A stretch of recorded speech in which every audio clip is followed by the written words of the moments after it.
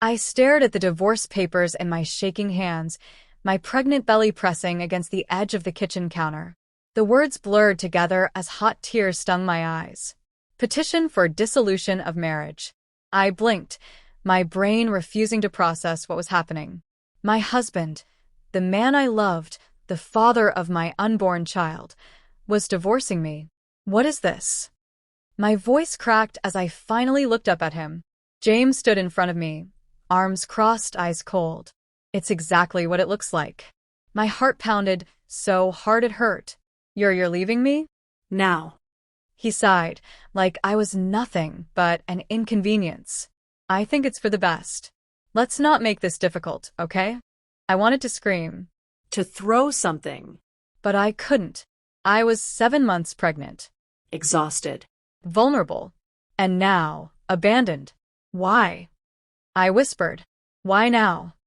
James ran a hand through his hair. Look, I was going to tell you sooner, but I didn't want to stress you out. I've met someone else. It's serious. My breath caught in my throat.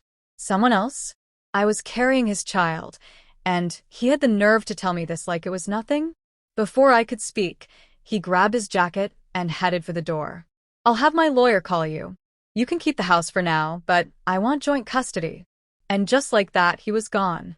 I collapsed onto the floor, my stomach twisting in pain, not just from heartbreak, but from something deeper, something sharper. And then, I felt it. A sudden, searing pain ripped through me. Oh God. Not now. Not like this. 3 years earlier. When I first met James, I thought he was perfect. He was charming, successful, and knew how to make me laugh when I needed it the most. We met at a coffee shop on a rainy afternoon when he accidentally spilled his drink all over my book. He apologized 100 times and even offered to buy me a new copy. You can make it up to me by buying me coffee, I had joked. That small moment turned into an all-day conversation. I fell hard. For a while, our life was like something out of a fairy tale. Fancy dinners, spontaneous weekend getaways, whispered I love yous under soft candlelight. I thought I had won the lottery of love. But the thing about fairy tales? They aren't real. Cracks started showing after we got married. James became distant, moody. At first, I thought it was stress from work. Then I thought maybe I wasn't doing enough. Maybe I wasn't pretty enough, fun enough, exciting enough. I started walking on eggshells around him, desperate to keep the love I thought we had. Then I got pregnant. And that's when everything changed. James wasn't excited. He wasn't happy. He was angry. I told you I wasn't ready for kids, he snapped one night when I showed him the ultrasound. We should have been more careful. Tears welled in my eyes. This is our baby. He shook his head. This is your baby. I didn't ask for this. It crushed me. I had dreamed of being a mother since I was a little girl, and now, the man I loved was acting like our child was nothing more than a mistake. I should have left then, but I stayed.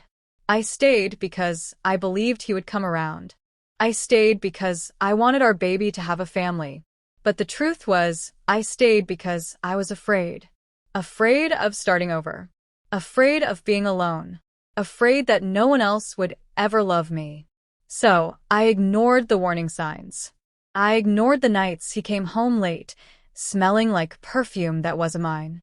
I ignored the way he no longer touched me, the way he barely even looked at me. Until a night he served me divorce papers.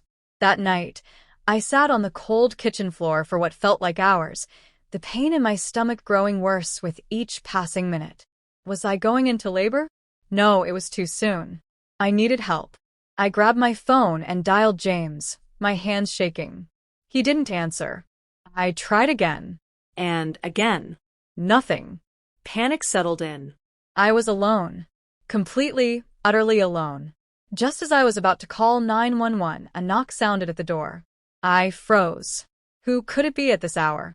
Taking a deep breath, I pulled myself up and shuffled to the door, clutching my belly. When I opened it, I gasped. There, standing on my doorstep, was someone I never expected to see. And the moment I saw them, I knew my life was about to change forever. I clutched the doorframe, my breath shallow, my body screaming in pain. Standing there, with a concerned expression on his face, was my ex-boyfriend, Ryan. My heart stuttered. I hadn't seen Ryan in years. Not since James had made sure he was out of my life. Ryan. My voice barely came out, a whisper of disbelief. His eyes swept over me, pausing at my swollen belly before returning to my face. I saw James leave. He looked well, like the same selfish jerk he always was. His brows furrowed. "Are you okay?" I wanted to say yes. I wanted to pretend like I had everything under control. But then, a fresh wave of pain hit me so hard that my knees buckled. Ryan caught me before I could hit the floor. "Oh my God, you're in pain." His voice was laced with panic. "We need to get you to the hospital. Now." I could barely nod as he scooped me into his arms and carried me to his car. The ride to the hospital was a blur. I drifted in and out of consciousness, barely registering the worried glances Ryan kept throwing at me. I heard him on the phone. "She's pregnant, 7 months. She's in pain. We're 5 minutes away."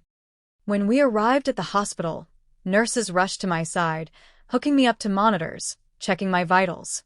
A doctor came in, frowning as she looked at the screen. "You're experiencing preterm labor." My stomach dropped. "No," I whispered. "It's too soon." She gave me a tight but reassuring smile. "We're going to do everything we can to stop it, okay?" I nodded, blinking back tears. This wasn't how it was supposed to happen. I was supposed to be at home, safe, getting ready for the baby's arrival, not alone in a hospital bed, abandoned by the man who was supposed to love me. Ryan squeezed my hand. "You're not alone." I hadn't even realized he was still there. I turned my head, surprised by the genuine concern in his eyes. I wanted to ask why he was here, why he cared after all these years. But before I could, a nurse interrupted. "Miss Harper, your husband is here." My whole body stiffened. James. Ryan's grip on my hand tightened.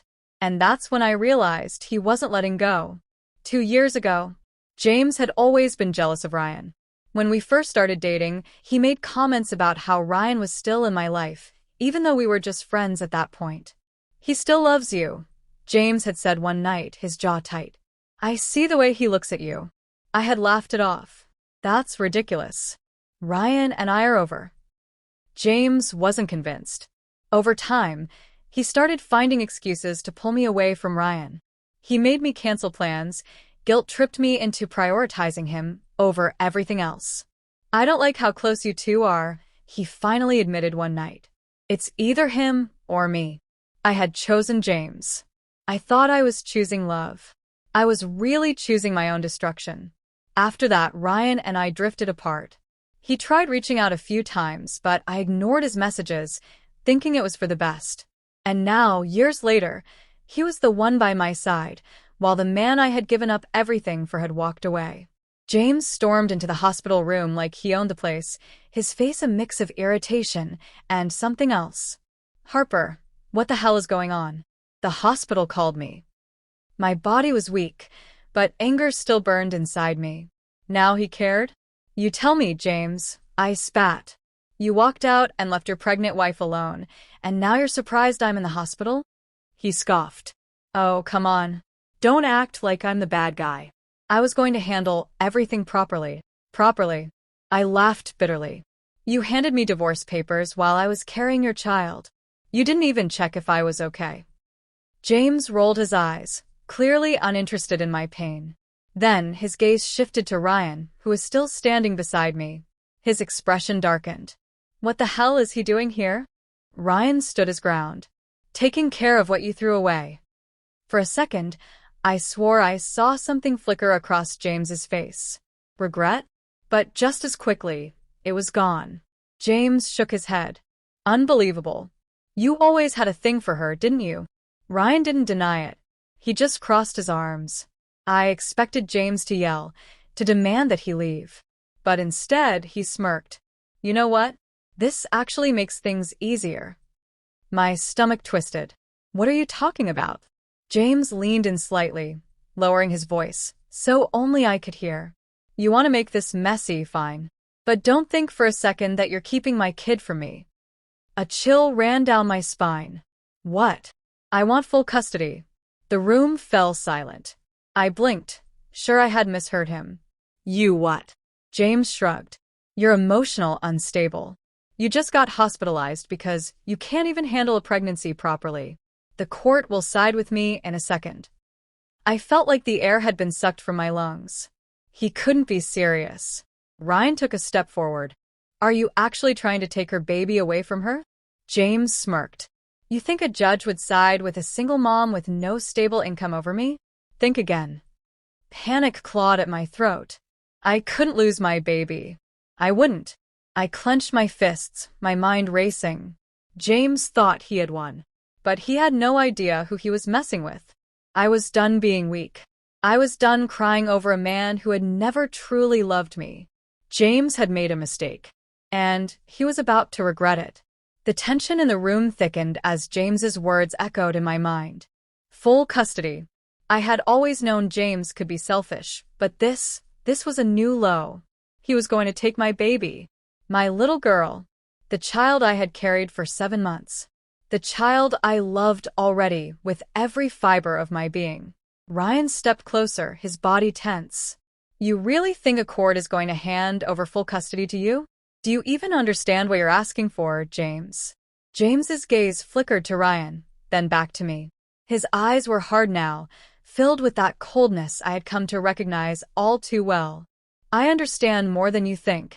I'm not leaving this to chance. If I have to, I'll drag this out until you're begging me to settle. I swallowed the lump in my throat.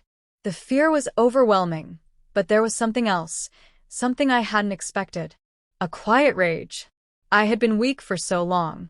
I had allowed James to walk all over me, to treat me like I was nothing more than a convenience. But this was my child we were talking about. Not happening, I said, my voice low but steady. James scoffed. Oh, it's happening. You just don't have the power to stop it. He glanced at Ryan again, his lip curling in disdain. And you're just an ex-boyfriend trying to play the hero. You really think you can protect her? I felt Ryan's hand on mine, and for the first time in what felt like forever, I felt safe. You're not going to take her baby, James, Ryan said firmly. And you can't control everything, no matter how much you want to. There was a long, tense silence. James stared at Ryan for a moment longer, then turned back to me, his face filled with contempt. We'll see about that. He stormed out of the room, leaving a trail of cold air behind him. The door slammed shut, and I immediately felt my body release the breath I had been holding. I leaned back into the bed, trying to process what had just happened. The fear, the anger, the raw emotion that had been swirling inside me, it felt like a storm that was finally beginning to settle. Ryan sat down beside me, his eyes filled with concern. Are you okay? I nodded slowly. I don't know. I'm terrified, Ryan. I don't know how I'm supposed to fight this. James is powerful. He has money, connections. You have something more important than any of that. He squeezed my hand. You have your love for that baby, and you have me. I'm not going anywhere. We'll figure this out. I couldn't help the tears that spilled over. Ryan had always been there for me, even when I pushed him away. And now, he was the one standing by my side when I needed him the most. But I couldn't let myself get too comfortable. I couldn't let my guard down. James had just made it clear that he wasn't going to let me go without a fight, and he was capable of anything. I took a deep breath. Thank you, Ryan. I don't know what I would do without you.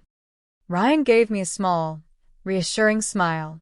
You don't have to do anything alone, Harper. We'll get through this. You're stronger than you think. Just then, the door to my hospital room opened again, and a nurse walked in with a clipboard. She looked between the two of us, a concerned expression on her face. I'm sorry to interrupt, but you've got a visitor, she said. I was about to ask who it was when I saw a familiar face walk into the room. My breath caught in my throat. It was my mother. She had always been a rock for me. Through every up and down, every moment of doubt, she had always been there to offer her love and support. But we hadn't spoken much recently. There had been too much tension between her and James.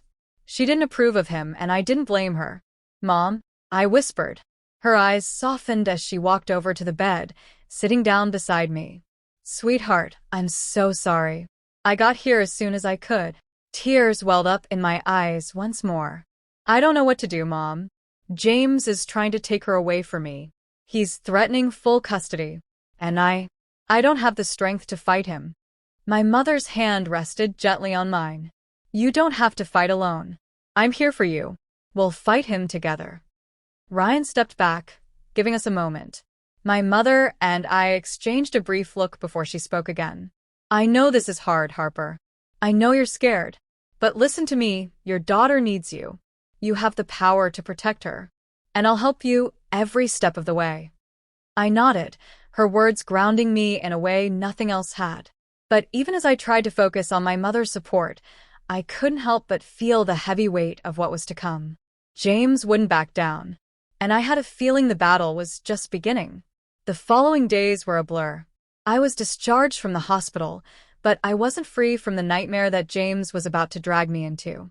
He called, sending text messages, and even showed up at my door. Each time, I felt my anxiety spiral. I couldn't escape him. Ryan and my mother were constant sources of strength, but I couldn't shake the feeling that James had every advantage. I needed to do something drastic. I decided to go to a lawyer. It wasn't much, but I couldn't sit around anymore, waiting for James to take everything from me. I had to be proactive. The lawyer, a kind woman named Rachel, listened patiently as I explained everything. When I finished, she leaned forward, her expression serious. "We'll fight this, Harper. But you need to understand something." I looked at her, confused. "What do you mean?" Rachel's eyes were kind but filled with determination. "James isn't just going to give up. This will be a long, drawn-out fight. He'll use every tactic to try to break you down. You need to be prepared for that." I nodded, feeling a renewed sense of purpose. This wasn't just about me anymore. This was about my daughter. And I would never let James take her from me. The days that followed felt like I was trapped in a never-ending storm. Each morning, I woke up with a sense of dread gnawing at my stomach. James was relentless. He called, texted, and even showed up at my house, each time with a new demand or accusation. He told me I was unfit to care for our child, that I was unstable. He would mention the pregnancy complications I'd experienced, as though they somehow proved I couldn't be a good mother. It was hard to stay strong when his words echoed in my head. He had a way of making me doubt myself. But I couldn't give in. Not now. Not when I had so much more at stake. I spent hours with Rachel, my lawyer, going over all the paperwork and preparing for what was to come. But James had money. He had influence. And every time I tried to convince myself I could win, a small voice of doubt crept in. Was I strong enough? Was I enough? But then, something happened that changed everything. It was a late afternoon when I was sitting in my living room, flipping through some documents that Rachel had sent over. I heard the familiar sound of a knock on the door. My first instinct was to ignore it. James couldn't have been showing up again, could he? But when I opened the door, it wasn't James standing there. It was Ryan. His expression was serious, but there was something else there, a flicker of hope. "Hey," he said softly, holding up a small folder. "Got something for you." I stepped aside to let him in, not knowing what he had in his hands, but hoping it might be something that would help. "Everything okay?" I asked, trying to sound calm despite the tightness in my chest. Ryan didn't immediately answer. He set the folder down on the coffee table and sat beside me. I was doing some digging. "Digging? What do you mean?" Ryan turned to face me. "I went to check on James's financial records. I know how he likes to hide things.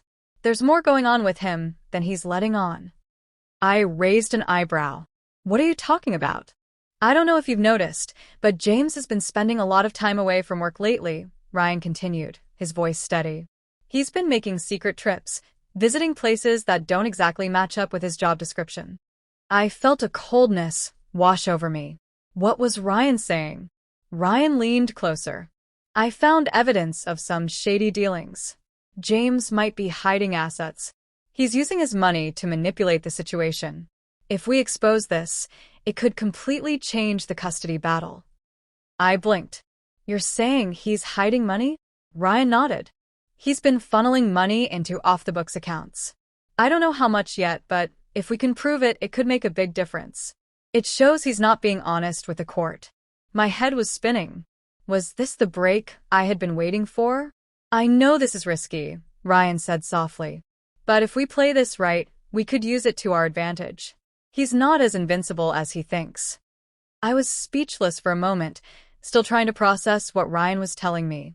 It was a huge risk, but the possibility of winning this battle, of protecting my daughter, suddenly seemed within reach. I'll do it, I said firmly, looking at him. Whatever it takes. We have to expose him. He can't win this. He can't take her from me. Ryan smiled, a hint of relief in his eyes. We'll do it together. I nodded, a new sense of determination flooding through me. The next few days were a blur of late nights and frantic research. Ryan and I worked tirelessly, gathering every scrap of information we could find on James's hidden accounts. Every document, every phone call, every email, nothing was overlooked. And then, finally, we had it. Ryan held up a printout one evening, his voice filled with a quiet triumph. We got him. I stared at the document in my hands, my heart racing. There it was, evidence of James's illegal activities, his offshore accounts, his attempts to hide his wealth. If we could prove this to the court, it would not only ruin his chances of gaining full custody, it would expose him for the fraud he was. But then, just as I was beginning to feel a glimmer of hope, my phone buzzed with a notification. It was a message from James. You can't hide from this. I'm coming for you, and I'm coming for her. The words hit me like a punch to the gut. He knew. He knew we were onto him. I looked up at Ryan, panic flooding my chest. He's onto us. Ryan's jaw tightened, his eyes darkening. We can't back down now. He's playing dirty and we need to keep pushing. But we need to be careful. If he's threatening us, it's only going to get worse. I nodded, fear clenching my stomach. James had already shown how far he was willing to go. He wasn't going to stop. That night, I couldn't sleep. My mind raced, every worst-case scenario playing out in my head. The fear of losing my baby, the fear of James's threats. It was all too much. Ryan had left, promising he'd be back the next day to go over the next steps. But around 2 a.m., the phone rang. I picked it up on the first ring. Hello. It was a voice I didn't recognize. Harper, the voice said, a thick accent adding a layer of mystery to the call. I'm sorry to wake you, but you need to know something. James is in deep with some dangerous people. If you don't back off, things are going to get ugly. I froze. Who was this? I don't know who you are, I managed, my voice shaking. What are you talking about? There was a long pause, the only sound the faint hum of static. Finally, the voice spoke again. Just stay away from him. For your own sake. And for your baby's. Before I could respond, the line went dead. I stared at the phone, my heart pounding. What had just happened? Who was that? And how did they know about James's threats? The silence that followed the mysterious phone call felt like a weight pressing down on me. I sat there, clutching the phone in my trembling hands, trying to process what I had just heard. Dangerous people. What did that mean? And why would someone call me in the middle of the night to warn me? I couldn't shake the feeling that I was in way deeper than I had ever realized. James wasn't just a man who wanted a divorce. He was tangled up in something far more dangerous. Something that could hurt not just me, but my baby too. The next morning, I couldn't focus on anything. I couldn't even bring myself to make breakfast. My stomach churned with anxiety, my thoughts racing. Should I tell Ryan? Should I call the police? I knew I needed to be careful. James had already shown he wasn't afraid to go to extreme lengths, but now I was starting to wonder, who else was he involved with? When I finally managed to get myself together enough to make a phone call, I reached out to Rachel, my lawyer. She answered after the second ring. Harper, is everything okay? I told her about the phone call. I couldn't leave out any detail, no matter how crazy it sounded. Who was it? Did you recognize the voice? She asked, her tone now filled with concern. I don't know who it was. They didn't give a name, but they said James is involved with dangerous people. That I should back off for my own sake. There was a long pause on the other end of the line. I don't want to scare you, but I've been hearing rumors about James for a while now. It's not just the money he's hiding, it's the people he's in bed with. I swallowed hard. What do you mean? James has always been good at making things look clean, but there have been whispers. He's involved with some shady figures, people who don't take kindly to anyone trying to take him down. And now that you're involved, they might target you.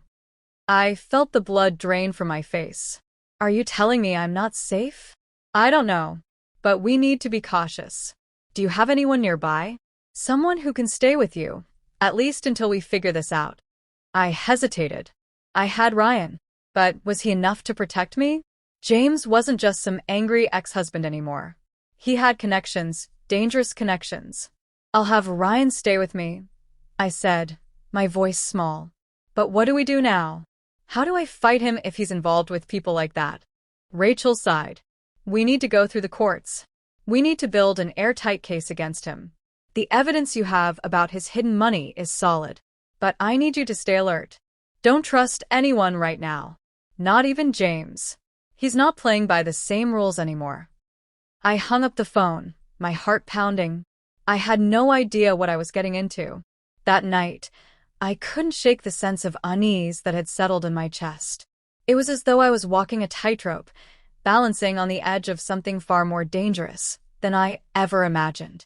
The warning call, Rachel's words, they echoed in my mind.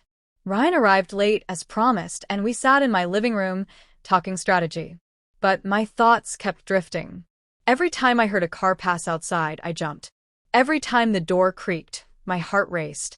I had never been so paranoid in my life. I can't stop thinking about the phone call. I told Ryan, my voice low. What if it's true? What if James really is mixed up in something dangerous? What if these people come after me? Ryan's face softened, and he reached over to take my hand. We'll figure it out, Harper. We have to stay focused. If James is really involved with dangerous people, we have to be smart. We can't let him control us. We fight back, but we do it carefully. I nodded, grateful for Ryan's calm, but deep down, I felt the weight of the world pressing down on me. I had already lost so much. I couldn't lose my baby. Not to him. Not to anyone. The next morning, I woke up to a shocking sight. The front door was wide open. My heart stopped. I knew I had locked it before I went to bed. I was sure of it. I immediately called Ryan, my voice trembling. Ryan, the door's open. I didn't leave it that way. I'm on my way, he said, his tone instantly alert. I went to check the rest of the house. Everything seemed in place, nothing out of the ordinary, except for that one door. I felt sick. I knew James had been to my house before, but now this felt different. This felt like a warning, a sign that he knew we were getting close. Ryan arrived within minutes, his face filled with concern. What happened? I don't know. I swear I locked the door last night, but now it's wide open. Someone's been here. He checked the door frame, examining it carefully. It doesn't look like it was broken into. But this is definitely suspicious. I felt my pulse quicken. I could almost feel James's presence looming over me. Was he sending a message? Was he trying to scare me into backing off? I couldn't stop shaking. I had been so focused on the legal battle, on the documents, on the custody fight, that I had ignored the real danger lurking just outside. James was capable of more than just threats. Ryan's hand rested gently on my shoulder. Listen, Harper. We have to take this seriously. I don't care if we need to install cameras, hire security. We're not letting him intimidate you. Not now. Not ever. I nodded, swallowing the lump in my throat. But as I looked at him, the weight of the situation hit me even harder. James wasn't just a husband who had turned out to be a jerk. He was a man who would stop at nothing to get what he wanted. And I had a feeling we were only just beginning to see how far he was willing to go. That evening, after Ryan had installed an alarm system and made sure the doors were locked, I finally allowed myself to relax a little. I had to be strong for myself, for my baby. But I also had to be smart. The moment James knew I was a threat to him, he would strike back with everything he had. But I wasn't going to back down. I would fight for my daughter. And I would fight for my future. And soon, James would realize that he had messed with the wrong woman. I sat in the quiet of my living room, the soft hum of the alarm system in the background. My thoughts were running wild, but there was something new in my heart, a fierce, unyielding resolve. James had always thought he could control everything. He thought he could walk in, snap his fingers, and I would just crumble. He thought I would back down, give up, let him have his way. But I wasn't going to let that happen. Not now. Not ever. Ryan was still with me, but I could tell he was worried. He kept glancing at the clock, his eyes flicking to the door like he was waiting for something. It made me feel on edge. Something was about to happen. "I don't like how quiet things are," Ryan said, his voice low. "He's not done. He'll try something. He's just waiting for the right moment." I nodded, my hands gripping the edge of the coffee table. I couldn't keep living like this, waiting for James to make the next move. I had to strike first. That night, I decided to do something I had been putting off for days. I called Rachel and scheduled a meeting with her for the following morning. We needed to get everything in order. I was tired of playing defense. I was ready to go on the offensive. The moment I walked into Rachel's office, I knew I had made the right decision. She was already pulling up court records and looking over the latest evidence we had gathered. When she saw me, her eyes softened. "You're looking more determined," she said. "I am," I replied, sitting across from her. "I'm ready. James won't stop until he gets everything he wants. So it's time to hit back. I'm not afraid of him anymore." Rachel smiled. "That's the spirit. We're going to take this to the next level. I've already lined up a meeting with the judge. But I need you to be prepared. It's going to be a long, messy fight. James will use everything in his power to make you doubt yourself. I'm ready for it." My voice was firm, my resolve unshakable. "I won't back down. I'm fighting for my daughter." She nodded, giving me a reassuring smile. Good. "Let's do this." 2 days later, we were in court. The tension in the room was palpable as James walked in, looking more confident than I had ever seen him. His lawyer stood by his side, their expressions cold and calculating. It was like they were both prepared for a battle they were determined to win. But I was ready too. I sat with Rachel at the table, my hands folded in front of me. I could feel Ryan's presence beside me, a comforting weight in the otherwise cold, sterile room. He kept his eyes trained on James, his jaw tight. James's lawyer stood up first, presenting his argument. He tried to paint me as unstable, claiming I wasn't fit to care for our child because of the complications during the pregnancy. He twisted the facts, turning everything I had been through into some sort of weakness. It was a calculated attack, but I wasn't going to let it work. When it was my turn to speak, I stood up with more confidence than I had ever felt in my life. My voice didn't shake. I spoke clearly and directly. "Your Honor," I began, my eyes never leaving James's cold stare. "I may not be perfect, but I'm a mother who will do anything to protect her child. I am not here to fight James because I want revenge. I am here because I want my daughter to be safe, to have a stable home, and to know that her mother will always be there for her." I paused for a moment, letting my words sink in. Then I continued. "James may have the money, the influence, and the power, but I have something stronger than all of that. I have the love and the determination to do whatever it takes to give my daughter the life she deserves." I could feel James glaring at me from across the room, but I didn't flinch. This was it. This was the moment I had been waiting for. Rachel stepped in next, presenting the evidence we had gathered, the proof of James's hidden accounts, the shady dealings, the fact that he had been involved with dangerous people.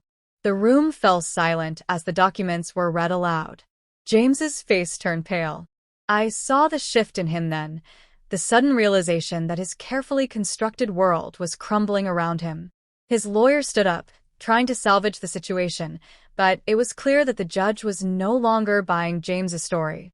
This was my moment. The judge looked between the two of us, his gaze sharp. "Mr. Harper, your actions and your financial dealings are being scrutinized. Your history of dishonesty and manipulation does not paint you in a favorable light. You've made it clear that your priority is not your family, but your own selfish desires. James's lawyer opened his mouth, but the judge held up a hand. The court will take these matters into consideration. We will reconvene in 2 weeks for a final decision. But as of now, I am placing your child in the custody of her mother with supervised visitation for you. I couldn't believe it. It was happening. I held my breath as the judge banged his gavel, and for the first time in what felt like forever, I allowed myself to breathe. I had won. But even as the victory sank in, I knew it wasn't over. James wasn't going to give up without a fight. He would come after me again. Ryan stood beside me as we left the courtroom. "You did it," he said, his voice filled with admiration. "I did it," I whispered, tears stinging my eyes. "We did it." But as I walked out of the courthouse, I felt the weight of what was to come. James would fight back. He would make sure the battle was far from over. Later that evening, when I was home, alone in the silence, I heard the familiar sound of a knock at the door. I hesitated for a moment, my heart skipping a beat. I had no idea what to expect this time.